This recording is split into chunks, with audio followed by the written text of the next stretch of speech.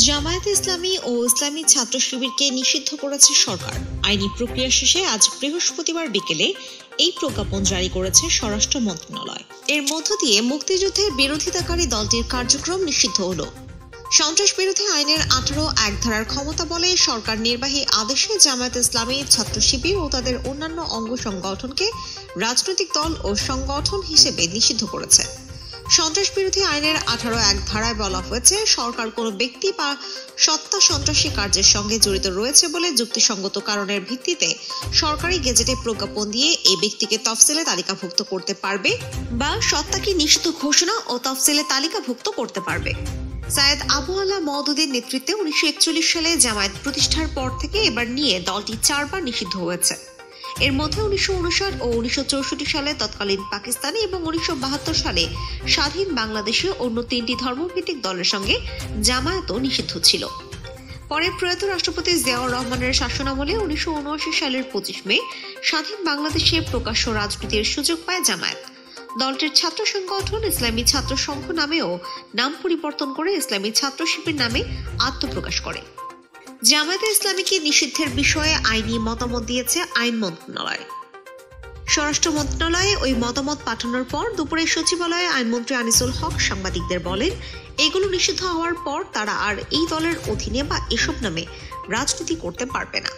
কোটা সংস্কার আন্দোলন ঘিরে সহিংসতার ঘটনায় জামায়াত ও এর ছাত্র সংগঠন ইসলামী ছাত্র শিবিরে জড়িত থাকার অভিযোগ করে আসছিলেন সরকারের মন্ত্রীরা। এমন পরিপ্রেক্ষিতে গত সোমবার আওয়ামী লীগের নেতৃত্বাধীন 14 দলীয় সভায় জামায়াত শিবিরকে নিষিদ্ধ করার বিষয়ে একমত হন ওই জোটের শীর্ষ নেতারা। আওয়ামী লীগের সভাপতি ও প্রধানমন্ত্রী শেখ হাসিনার সভাপতিত্বে এই বৈঠক হয়। জোটের বৈঠকের সিদ্ধান্তের পর এখন সরকারের নির্বাহী আদেশে জামায়াত ও ছাত্র শিবিরকে নিষিদ্ধ করা হলো। জামায়াত শিবিরকে নিষিদ্ধ করার বিষয়ে স্বরাষ্ট্র মন্ত্রণালয়ের জারি করা প্রজ্ঞাপনে বলা হয়, আন্তর্জাতিক অপরাধ ট্রাইব্যুনালের দেয়া কয়েকটি মামলার রায়ে বাংলাদেশ জামায়াত ইসলামী এবং এর অঙ্গ সংগঠন বাংলাদেশের ইসলামী ছাত্র শিবিরকে 1971 সালে মুক্তিযুদ্ধকালে সংঘটিত গণহত্যা, যুদ্ধাপরাধ ও মানবতা বিরোধী অপরাধে দায়ী হিসেবে গণ্য করা হয়েছে।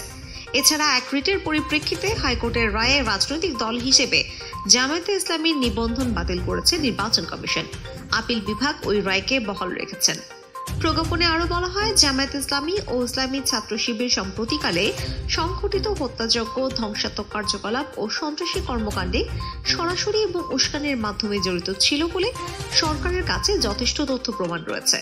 সরকার বিশ্বাস করে যে জামায়াত ইসলামী শিবির সহ এর সব অঙ্গ সংগঠন সন্ত্রাসী কার্যকলাপের সঙ্গে জড়িত রয়েছে। তাই জামায়াত ইসলামী, ইসলামী ছাত্র শিবির সহ এর সব অঙ্গ সংগঠনকে রাজনৈতিক দল ও সংগঠন হিসেবে নিষিদ্ধ ঘোষণা করা হয়েছে। একই সঙ্গে এসব দল ও সংগঠনকে নিষিদ্ধ সত্তা হিসেবে তালিকাভুক্ত করা হয়েছে।